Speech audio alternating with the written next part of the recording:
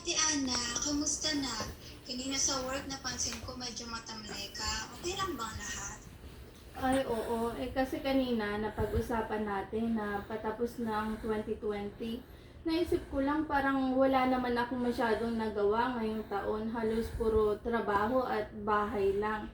Medyo nakakalungkot lang, sobrang daming problema ng mundo. Naiintindihan kita. Nakakalungkot talaga yung mga nangyayari ngayon.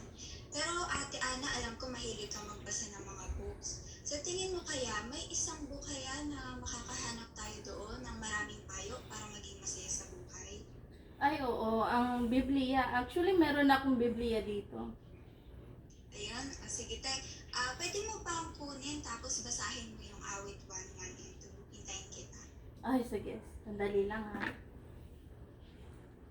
Ano nga yun? Awit 1 and 2? Okay. So, sige.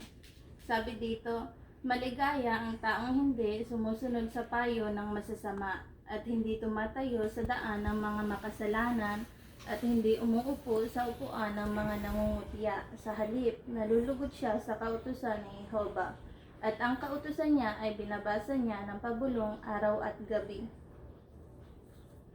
Ayun, salamat te. So, may dalawa tayong matututuhan dyan para maging masaya. Una, ano daw yung iiwasan natin? Sabi dito, iwasan ang masasama. Tama. Ikalawa, ano naman yung dapat nabasahin natin ng regular? Ang kasulatan or yung Biblia. Tama. So, yung Biblia, parang ito yung manual ng buhay natin. Dahil create tayo ng Diyos, alam niya yung mga bagay na makapagpapasaya sa atin.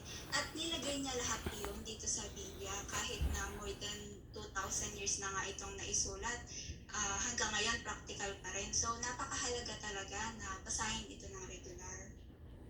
Oo, nung nabasa ko kasi yung Bible dati, akala ko halos tungkol lang sa history, kaya hindi ko na tinuloy.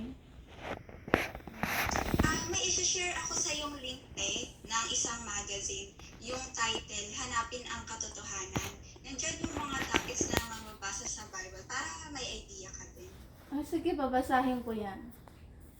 Sige, then next time pag-usapan naman natin kung ano ba yung epekto ng pag-ibig sa pera at ari-arian sa ating kaligayahan. Kailan ka ba ulit pwede tawagan, te?